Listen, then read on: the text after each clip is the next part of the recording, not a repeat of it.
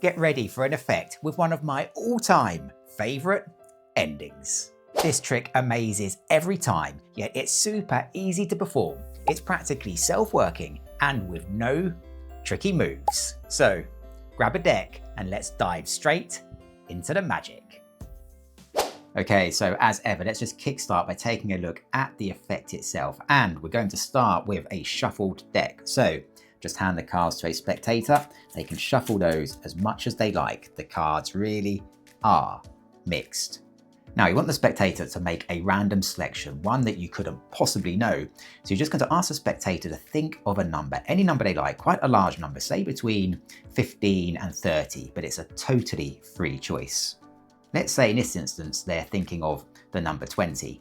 Now you're going to turn away so that you can't see anything. And you're going to ask the spectator just to take the deck and to remember the card at the position corresponding to their thought of number. So in this instance, the spectator will count down to the 20th card, doing this silently so that you can't hear. So 1, 2, 3, 4, 5, 6, 7, 8, 9, 10, 11, 12, 13, 14, 15, 16, 17, 18, 19, 20. And the spectator will just remember the card at this position. So here we see the 9 of clubs, and once they've remembered that, they can just place this pack back on top of the deck. At this point, you can now turn back around towards the cards, and you can just emphasize there's absolutely no way that you can know the spectator's number, their selected card, or the position of that card. However, you can also explain that you're now going to try to find that card and move it to a brand new position. And you're going to try to do this without even looking, with the cards behind your back. So you're just going to take the deck and place it behind your back. And you're just going to try to find the spectator's card by sensing it with touch alone. And then once you've found their card, you're then going to move it to a brand new position in the deck. And once you've done that, you can bring the cards back out to the front. Now the spectator will probably be quite skeptical at this point, but you're going to prove that you really have moved their card. So for the first time, you can now ask the spectator to name their thought of number. In this case, obviously it was the number 20.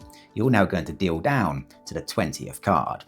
1, 2, 3, 4, 5, 6, 7, 8, 9, 10, 11, 12, 13, 14, 15, 16, 17, 18, 19, 20.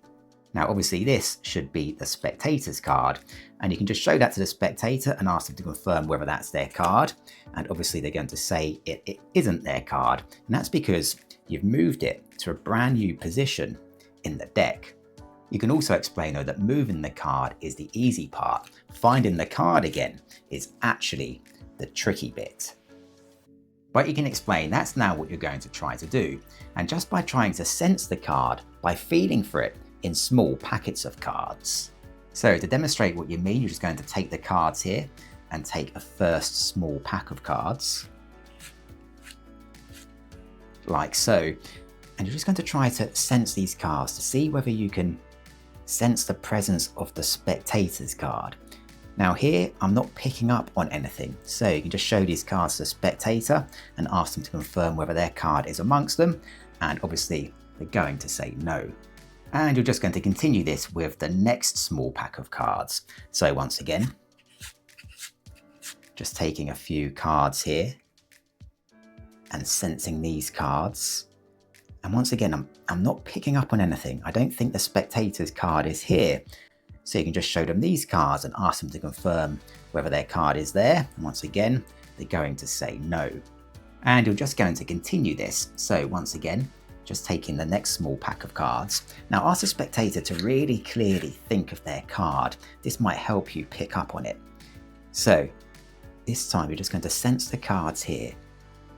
Now you're going to explain there's actually something coming through. I think the spectator's card might be in the cards I'm holding just here. There's definitely something. So for the very first time, ask the spectator just to name their selected card. Obviously, in this case, it was the 9 of clubs. And now you can reveal that not only is the 9 of clubs in the cards that you're holding, but somehow, actually, the 9 of clubs is the only card that you're holding. A brilliant effect that's also super easy to perform. So stick around because now I will show you exactly how it works. Okay, so as ever, let's take a look at the secret to this effect. Now, you really do start with a shuffled deck. The spectator can shuffle the cards as much as they like. Now, you're just going to ask the spectator to think of a number between 15 and 30, and it really is a totally free choice. Let's say in this instance, they think of the number 18. As you look away so that you can't see, the spectator is going to count down to the card at their thought of number. So in this instance, the 18th card. 1, 2, 3, 17, 18. Ask the spectator to remember the card at this position. So here we can see the Jack of Clubs. And once they've done that, just to place this pack back on top of the deck. You can now turn back around towards the cards. Now you're going to take the deck behind your back with a view to finding the spectator's card and moving it to a brand new position. But here's what actually happens. With the cards behind your back, you're simply going to count 12 cards from the top of the deck. You'll then take these 12 cards and just place them onto the bottom of the deck. And with that done, you can just bring the cards back out to the front. Asking the spectator to name their chosen number, you're now going to count down to that card to prove that you've moved it. So in this instance, the 18th card. 1, 2, 3, 16, 17, 18. You can then show this card to the spectator, asking them to confirm whether it's theirs. Of course it won't be, and you can just take all of these cards, the dealt cards, and place these on top of the deck. And then take the single face-up card, which isn't the spectator's of course, and then just place this into the deck anywhere in the lower half. The result of all of that is that the spectator's selected card is now the 12th card from the top. At this point, if you like, you can also perform a false cut or a false shuffle of your choice, just to make it look as though things really are mixed. You're now going to find the selected card as follows. You're just going to take a small pack of cards from the top of the deck, around 10 cards or so, and then holding these from above like so, you're just going to count off 4 cards into the other hand. So 1, 2, 3, 4, and then place the remaining cards back on top of the deck. Cover these 4 cards and pretend to sense them. And once you're happy, you can then reveal them to the spectator, asking them to confirm that their card isn't there. And you're just going to repeat this with another 4 cards. So once again, just taking a small pack of cards from the top of the deck, and then counting off 4 cards into the other hand, and placing the remaining cards back on top of the deck. After sensing these cards, you can again reveal them to the spectator, asking them to confirm that their card, once again, isn't there. Now for the third set of 4, and once again you're just going to start by taking a small pack of cards from the top of the deck. This time, however, you're going to count off 3 cards into the other hand, so 1, 2, 3. Now here you're going to perform what's known as a Biddle move. So in the process of counting off the 4th card, you're simultaneously also going to place the other 3 cards back onto the bottom of the pack. So in an exposed view here, just bringing the cards underneath the packet, taking the 3 cards beneath the packet, and at the same time counting the 4th card off the top. And then as usual, placing the packet back on top of the deck.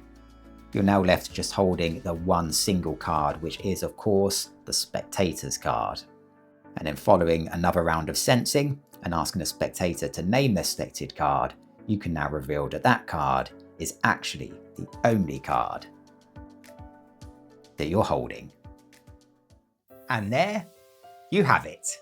Remember, every time you master a new effect, you're proving that progress comes one step at a time. Carry that mindset into everything you do and success becomes inevitable. Thanks for watching, and I'll see you in the next tutorial.